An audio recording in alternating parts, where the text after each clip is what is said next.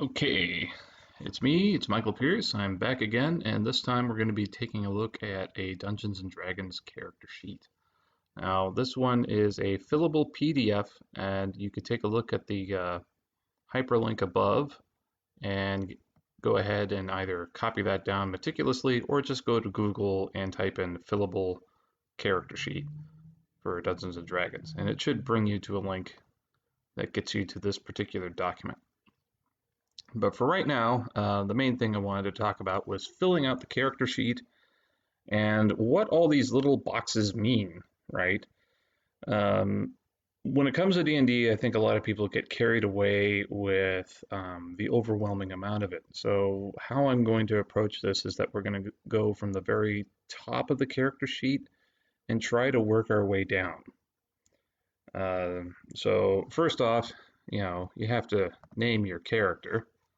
I don't know. Dinglebutt. Fantasy dude. Not Dinglebutt? Not Dinglebutt. Okay, so, For some reason my keyboard is not currently working. Great! So maybe I have to just refresh this thing.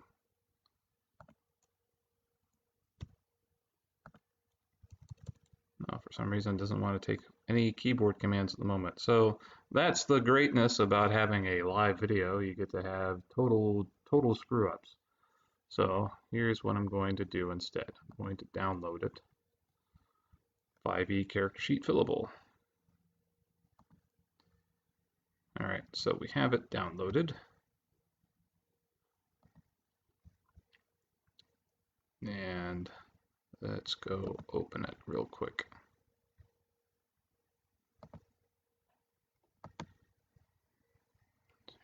Where is it? Properties. Open with Google Chrome. Okay, let's see if this works. Okay, there we go. All right, so now I have the character sheet all to myself. Okay, so we're going to go ahead and call this Fantasy Dude, because that's what we're all making in Dungeons & Dragons, just fantasy heroes. Okay, so in this first box is basically the very, bare bones basics of what this character is, right? Class and level. So there's a myriad of character classes to pick from the player's handbook.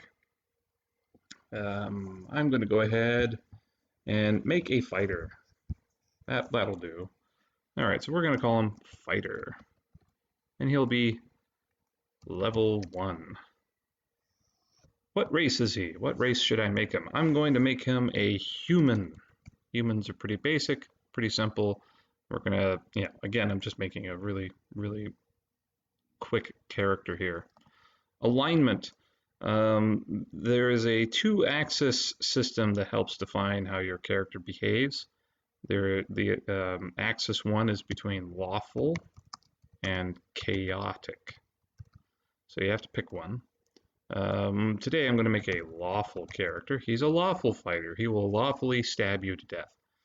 And there is the other axis between good and evil, right? And in between, of course, is neutral. So you could make a neutral fighter between lawful and chaotic, and a neutral fighter between evil and good. This guy has no strong opinions about anything. Don't try to get him to a voting booth. All right, background. Dungeons & Dragons 5e is perhaps the first edition that really stresses where your character comes from. I'm going to use one that I know off the top of my head, which is this soldier. So he's a veteran. He's served in an army before. And here we have our player name. I'm going to write myself down, Mike. I am making a very boring fighter. And here is experience points. For my players, you don't have to worry about this. I use milestones. So, I figure that all of us are already too embroiled in trying to make our characters work that we don't want to be counting hundreds or thousands of experience points just to double check when we're leveling up or not. So just write milestone for now, right? Okay, so we're going to go from left to right, and on our first left, we get this huge box with 6 abilities from strength, dexterity, constitution, intelligence, wisdom, and charisma. Now, normally we roll for stats.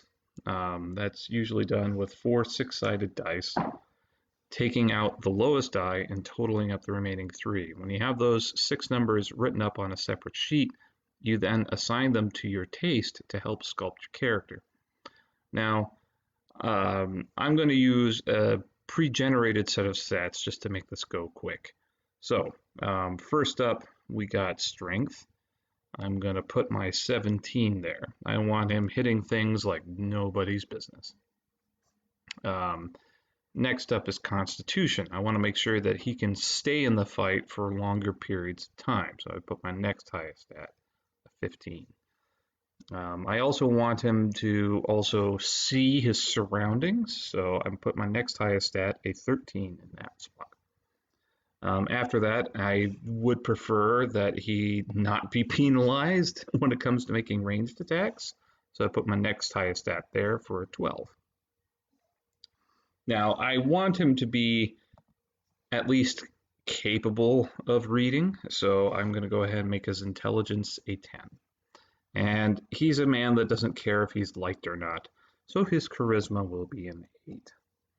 Now, in the player's handbook, we're not quite done yet with the ability scores, because in the ability scores are indicators of how much you'll be influencing your die 20 dice rolls for skills, attacks, and so on.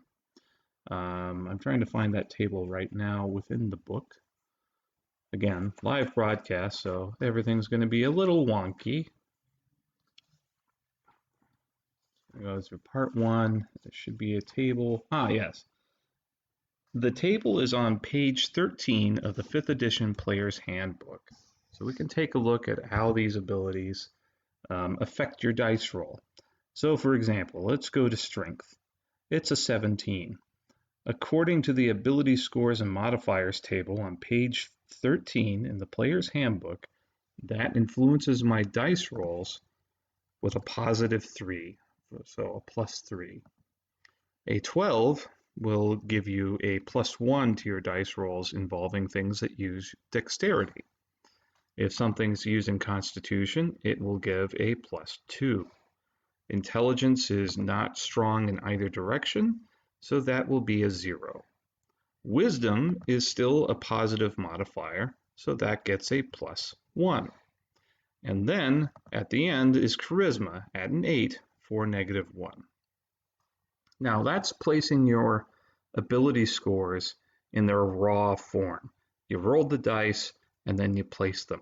However, depending on what race you chose to play, these ability scores can change. So I selected the basic human, and the basic human gets a plus 1 to each of the attribute scores. So the 17 will become an 18, the 12 becomes a 13, 15 becomes 16, intelligence becomes 11, wisdom becomes 14, and a charisma becomes a 9. So we refer back to our table after our modifications. What have these things changed, if anything at all? Well, because the strength went from 17 to 18, it now has a plus 4 modifier. 13 doesn't change, as it's still a plus 1. However, 15 went to 16 and became a plus 3. 11, intelligence doesn't change the modifier. The wisdom went from 13 to 14 and now becomes a plus 2. Charisma went from 8 to 9. It's still at a penalty, so he's still an unlikable, grumpy fighter. So, because the character is level 1, we're going to go over to this next tab over here. You have a bracket for inspiration and another bracket for proficiency bonus. Inspiration is a reward from the dungeon master who's running the game. If he thinks that you're playing the game well and in character, he can reward you something called inspiration. Right now, for you starting the game, that inspiration starts at 0. Proficiency bonus. Every character earns a proficiency bonus just for existing. This is supposed to represent how proficient, skillful, and professional that your character is at their chosen task. At level 1, you start with a +2 proficiency bonus. So what this means is that when you are using a skill that you are proficient in, you add that modifier to your dice roll. So for example, let's say that in a skill check required a wisdom check. So that adds 2 to your dice roll. And then the skill in question might be perception. If you were proficient in perception, you also add your proficiency bonus for another 2, for a total of rolling a die 20 plus 4. But we don't know what our skills are quite yet. That's just an example as we proceed. So next, I have to reference the fighter character class later in the book. So I have to go past the druids. They're here. Okay, so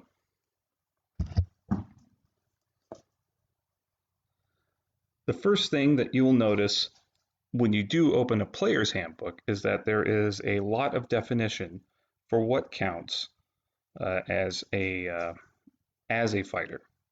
However, we want to go quickly to what's called the class features in order to fill out this character sheet. The first thing it starts with is the hit dice. In the book, on page 71 of the player's handbook, it says 1d10 per fighter level. Hit points at first level is 10, assuming that it's telling you that it's going to give you a maximum roll of your hit dice, and add your constitution modifier.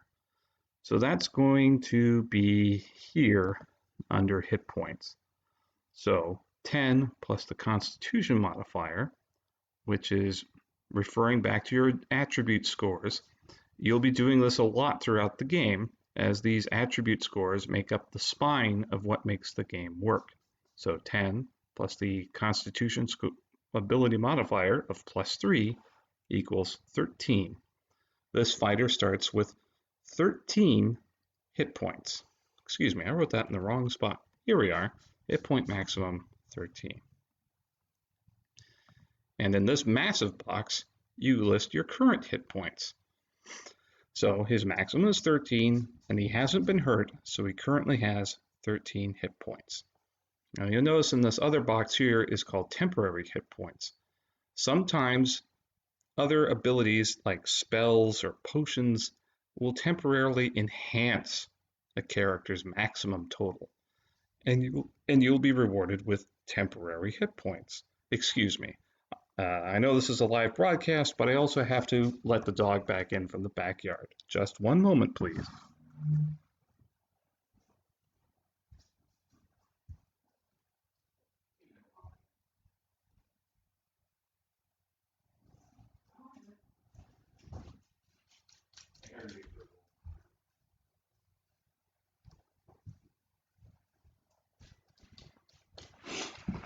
So last we left off, we were talking about hit points. You do not have to worry about temporary hit points at level 1 at this current time. In this next segment is hit dice. What kind of die does your character roll for their hit points? In this case, the character rolls 10-sided dice. So he has 1d10. And you can use this hit dice during something that's called a short rest to gain back lost hit points. Keep that in mind as we proceed.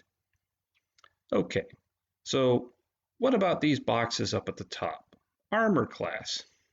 The game assumes that everyone's armor class starts at 10. However, you can also add your dexterity modifier to the total. So in this case, I have a +1 to dexterity. The armor class is currently 11. Initiative is also controlled by your dexterity modifier. So for right now, whenever I roll a die 20 to determine what order I'm in combat, I get to add 1 to the die. The speed is listed under your chosen race's features list.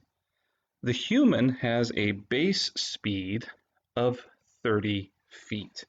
That translates to 6 spaces on a grid. And on this particular box is all about the role play. What are the personality traits of the character? Now, many of these are tied to the backgrounds. I selected the soldier background for this particular character. So many of these are going to be tied to, does this character have PTSD concerning an enemy that he fought in the past?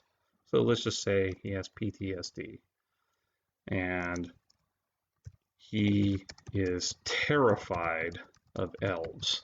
Perhaps the humans and the elves had a war at one point and it didn't go so well for the human side. Ideals.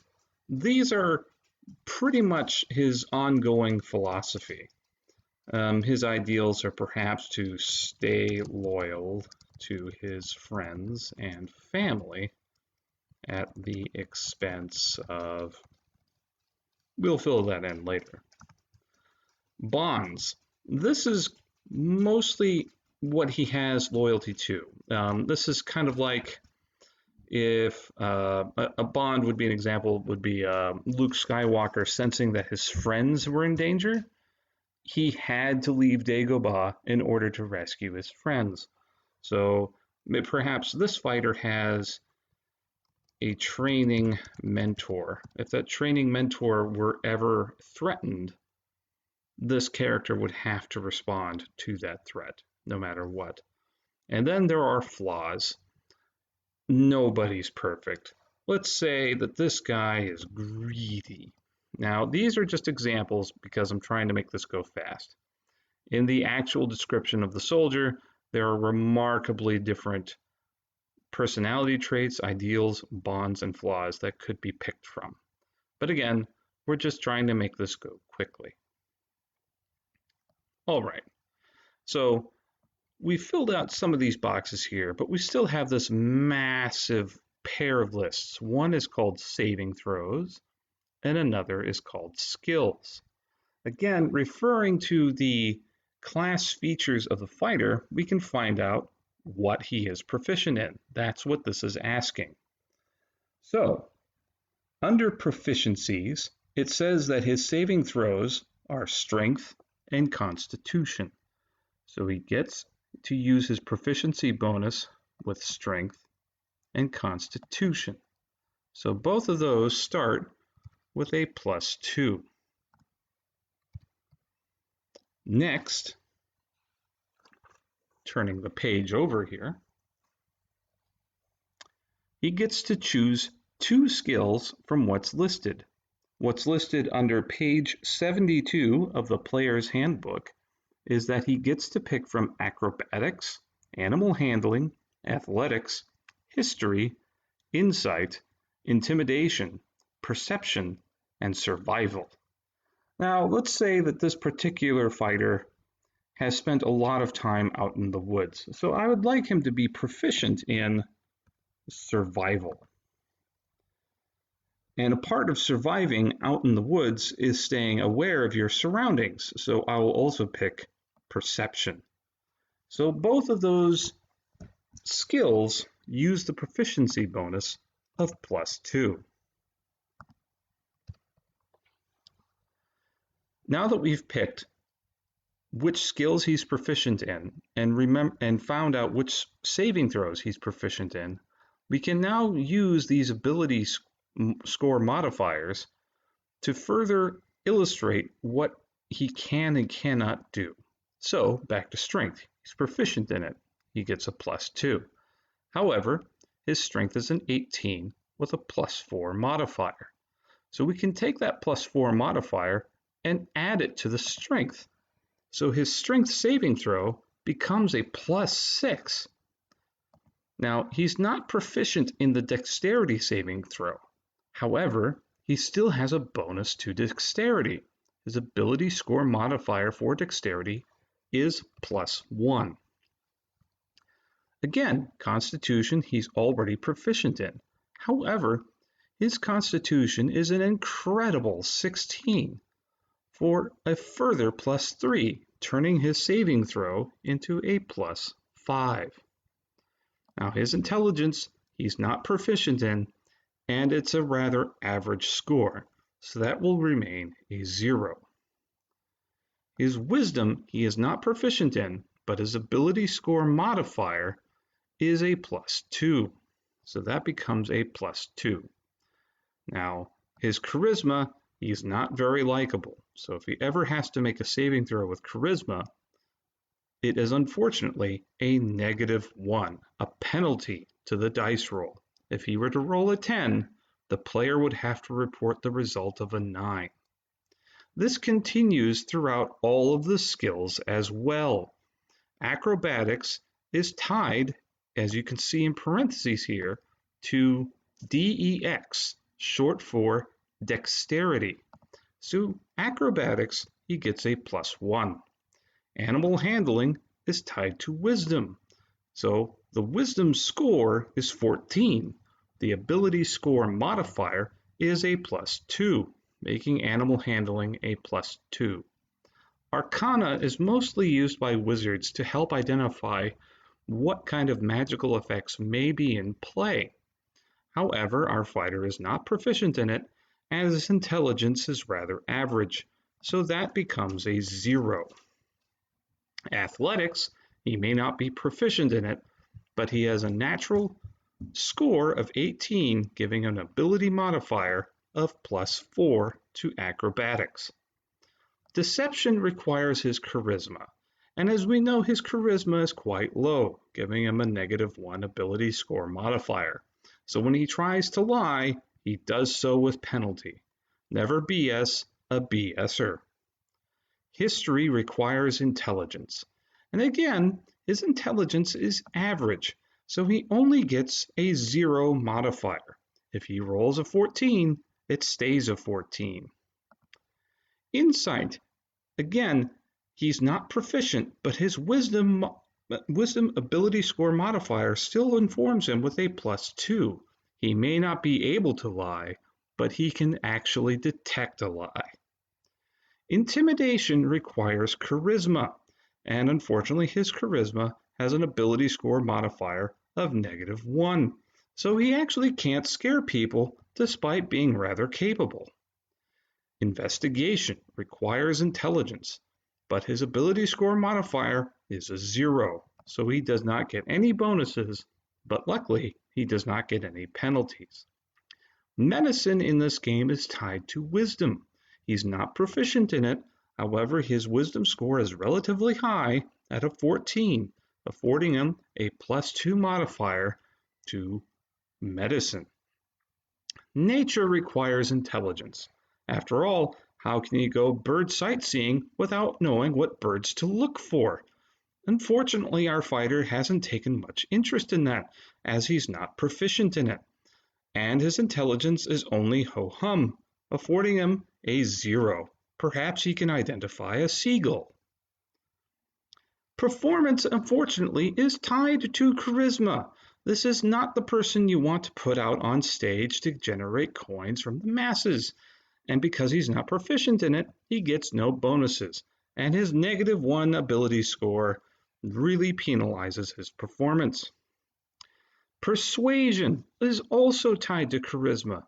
This poor soul can't help but offend the people he's trying to hire. So that becomes a -1 to his dice rolls. Religion requires intelligence, and unfortunately for him, there's no difference between something like a Catholic and a Lutheran. Definitely a recipe for some offense given. he gets a 0 modifier to his dice rolls. Sleight of hand requires dexterity. He's not proficient in it, but he still gets a bonus from his dexterity ability score modifier. Same goes for stealth, as that's also tied to dexterity, and he can actually be partially stealthy. In this last box down here is something called passive wisdom or perception. Sometimes when players don't determine what they're looking for, the DM might rely on something called passive perception. How you calculate that is that you take your wisdom ability score modifier, in this example +2, and the proficiency, if proficient in the skill of perception, which is also +2, for a total of 4. And then you add a value of 10 to get his passive perception. So at all times, his perception is at a 14 to detect threats, traps, or other hidden things of value to this character.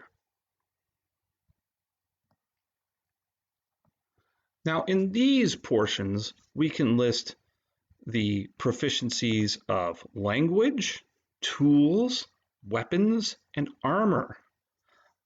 Our character here is a fighter, so he is proficient in all armor and shields. He is also proficient with all simple weapons and all martial weapons. He does not normally come with any tool proficiencies, so we'll write tools, none.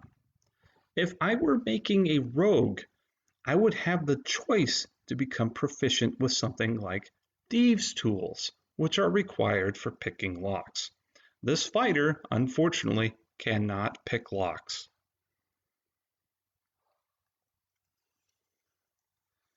And because he is a human, he gets to have the common language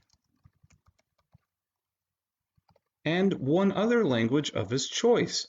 Perhaps he's very familiar with his enemy and is proficient with the Elven language. Next, we have attacks and spell casting. Now, your character might not use a sword or a physical weapon. Perhaps you have chosen a spellcaster.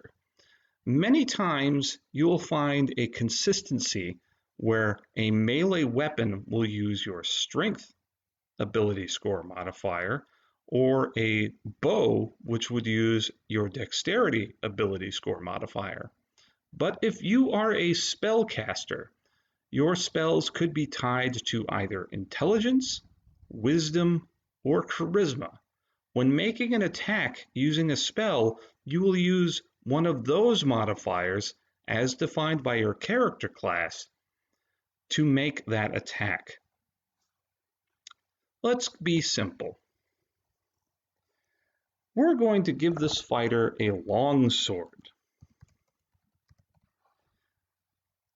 To calculate the attack bonus, we have to add the proficiency score of your character, and if we scroll back up, the proficiency bonus is currently a +2. But it's a long sword, which means it's a melee weapon. So we'll be using our strength ability score modifier of +4 and adding that to our +2. So this character has a +6 to attack enemies that threaten him. The damage of a long sword is 1 8-sided die, usually referred to in short form as 1d8. However, we're not done. You don't just roll the die and report that result. This fighter is very strong, and that enhances his ability to hurt things. So referring back to his strength ability score modifier, he does 1d8 +4 in damage every time he hits with a long sword. Let's also give this fighter a long bow. Now, again, he's proficient with the weapon, so he automatically gets +2 to hit. However, his dexterity also adds to the ability to hit with a long-ranged, dexterous-based weapon. His dexterity score is a 13, but his ability score modifier is +1, changing the +2 into a +3. The longbow also does one 8-sided die of damage. However, because we're using a dexterity-based weapon, we only add the dexterity ability score modifier of +1. So mathematically speaking, it is smarter for this fighter to get in close and should only be using a longbow as a defensive retreat tactic. Along this box, known as features and traits, we can track exactly what abilities this fighter has. When we refer to the fighter character class on page 71 of the player's handbook, we find that we have a fighting style and another ability called Second Wind. So first, let's just write fighting style for now to keep it as a placeholder. And then we'll also write Second Wind. Let's refer to the player's handbook about what a fighting style actually is. According to the player's handbook, this fighter has 1, 2, 3, 4, 5, 6 choices to make when picking a fighting style. One of them is called dueling. When you are wielding a melee weapon in one hand and no other weapons, you gain a +2 bonus to damage rolls with that weapon. Long swords are one-handed weapons. So I am going to select the dueling fighting style. Now, because this adds more damage to the melee weapon involving one hand, I get to add another 2 on top of the +4 from my ability score modifier, turning this 1d8 + 4 into 1d8 + 6. That is a staggering increase over the original damage amount. Referring back to the player's handbook, we can look up what Second Wind is. According to the player's handbook on page 72, you have a limited well of stamina that you can draw on to protect yourself from harm. On your turn, you can use a bonus action to regain hit points equal to one 10-sided die plus your fighter level. Once you use this feature, you must finish a short or long rest before you can use it again. Now, there's a couple of options here. I can either just leave Second Wind there and hope to remember what the specifics are of that particular feature, or I can give myself a clue as to what it means. And I'm going to write 1d10 + 1 healing. That will remind me that at any moment I could use this. And remember that I have to use it between short rests. I hope this was enlightening on how to fill out a character sheet. I will make more videos in the future concerning how to completely fill the sheet, including character appearances, allies organizations, additional features and traits, treasure.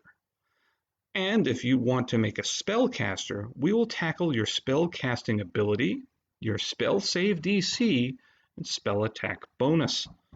And we'll also talk about the difference between cantrips and level 1s through 9s spell slots. I hope to talk to you again in the future, and I hope this wasn't an entirely boring waste of time for you. Until then, the balcony is closed.